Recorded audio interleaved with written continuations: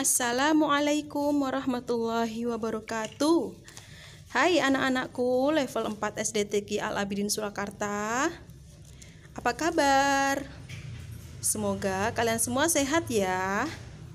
Alhamdulillah, hari ini kita akan belajar lagi dalam video pembelajaran PAI. Mari kita mulai dengan membaca basmalah bersama-sama. Bismillahirrahmanirrahim. Baik, soli-solihah. Pada pertemuan kali ini kita akan membahas tentang cara mengganti puasa.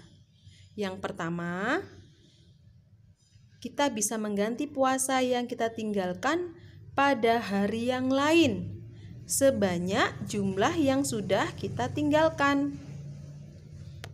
Kemudian yang kedua, bisa mengganti puasa kita yang kita tinggalkan dengan cara berurutan dilakukan setiap hari atau selang-seling sesuai dengan kemampuan kita.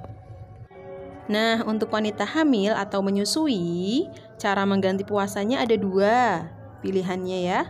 Bisa dengan cara mengganti puasa atau dengan cara membayar fidyah. Bisa dipilih salah satu. Dan yang terakhir, bagi orang tua atau orang yang sedang dalam sakit yang parah, mereka diberi keringanan hanya membayar fidyah saja tanpa berpuasa di hari yang lain untuk menggantinya. Sampai di sini, soli-solihah sudah paham? Selanjutnya kita akan membahas tentang puasa yang diharamkan. Soli-solihah, ada beberapa puasa yang tidak boleh kita lakukan, yaitu yang pertama, puasa yang dilakukan pada hari raya Idul Fitri dan Idul Adha itu dilarang ya, karena umat muslim pada saat itu memang diminta untuk merayakan hari besar umat Islam. Yang kedua, puasa yang dilarang adalah jika dilakukan pada hari tasyrik. Hari tasyrik yaitu pada tanggal 11, 12, dan 13 Zulhijjah. Yang ketiga, puasa yang dilarang jika dilakukan khusus di hari Jumat saja, karena tidak ada tuntunannya dalam agama kita ya nak. Kemudian yang keempat, berpuasa yang dilarang adalah jika tidak sesuai dengan tuntunan dan ajaran Islam. Contohnya apa? Puasa yang dilakukan tanpa berbuka ya nak. Padahal kalau dalam rukun puasa kan ada waktu ya. Nah, berarti puasa kita itu ada waktunya sejak terbit fajar hingga terbenamnya matahari. Jika dilakukan lebih dari itu, misalnya dilakukan puasa 24 jam, kemudian baru berbuka besoknya, itu tidak boleh ya. Atau seminggu berpuasa, kemudian baru berbuka setelah seminggu, itu tidak boleh ya, karena tidak ada tuntunannya dalam agama kita. Begitu juga puasa yang bolehnya hanya makan nasi putih saja, bolehnya hanya makan yang direbus-rebus saja, itu tidak boleh ya. Tidak ada tuntunannya dalam ajaran agama kita. Bukannya mendapatkan pahala, justru kita akan mendapatkan dosa dari amalan yang tidak ada tuntunannya dalam ajaran Islam. Semoga bisa difahami ya anak-anak soli-solihah. Puasa juga ada dua, ada puasa wajib dan puasa sunnah. Nah, puasa wajib ini seperti yang sudah kalian selalu lakukan setiap tahun ya, adalah puasa di bulan Ramadan selama 1 bulan penuh. Kemudian yang kedua, puasa yang wajib adalah puasa karena berjanji. Contohnya gini, kalau aku nilainya bagus, aku mau puasa Senin Kemis selama 1 bulan. Nah, itu berarti kamu sudah berjanji kepada Allah bahwa jika nilai pelajaranmu bagus, kamu akan berpuasa Senin Kemis selama 1 bulan. Itu sudah hukumnya wajib ya nak.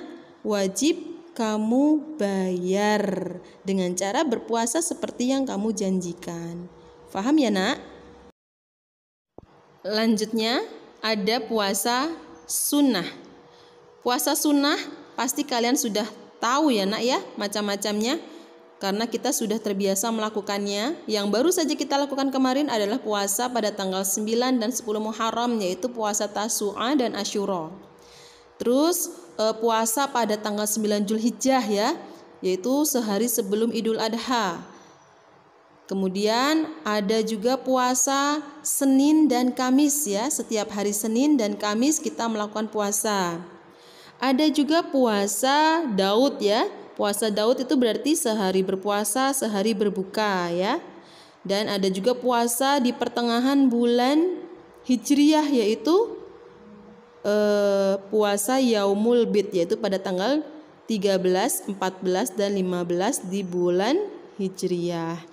Nah, sampai di sini semoga kalian paham ya, Nak. Ternyata berpuasa bukan saja bernilai pahala, tapi juga mengandung hikmah yang besar jika kita memahaminya. Apa hikmah puasa itu? Yang pertama, untuk kesehatan badan kita, itu mengistirahatkan kerja lambung. Kalian pasti tahu selama ini kita hanya makan setiap hari ya, pagi, siang, sore, malam, makan terus ya. Lambung kita itu bekerja terus menggiling makanan yang sudah kita masukkan ke dalam perut. Nah, pasti lambung kita juga butuh istirahat. Puasa kita selama Ramadan 30 hari itu adalah mengistirahatkan kerja lambung. Begitu juga dengan puasa sunnah yang kita lakukan. Semakin banyak kita berpuasa, insya Allah lambung kita semakin sehat. Di sisi yang lain, dengan berpuasa hikmahnya adalah kita menjadi bisa ikut merasakan penderitaan orang-orang miskin yang sulit sekali mencari makan. Kita bisa merasakan bagaimana mereka kelaparan ya. Kadang-kadang mereka hanya makan sehari sekali saja. Kadang-kadang sehari makan, besoknya tidak bisa menemukan makanan. Nah, di sini anak-anak, kita menjadi pribadi yang lebih berempati kepada penderitaan orang lain sehingga kita suka menolong sesama. Begitu ya anak-anak ya. Akhirnya kita sampai juga di penghujung pembelajaran kita kali ini. Semoga setelah kita belajar tentang puasa-puasa yang diharamkan, tentang cara mengganti puasa kita yang ditinggalkan, dan setelah kita mengetahui betapa besarnya hikmah dari berpuasa itu, kita semakin bersemangat untuk melaksanakan amalan-amalan puasa, sunnah, dan wajib. Selanjutnya Ustami pamit undur diri, mohon maaf atas segala kekhilafan. Sampai jumpa di pertemuan berikutnya. Wassalamualaikum warahmatullahi wabarakatuh. Illa liqa.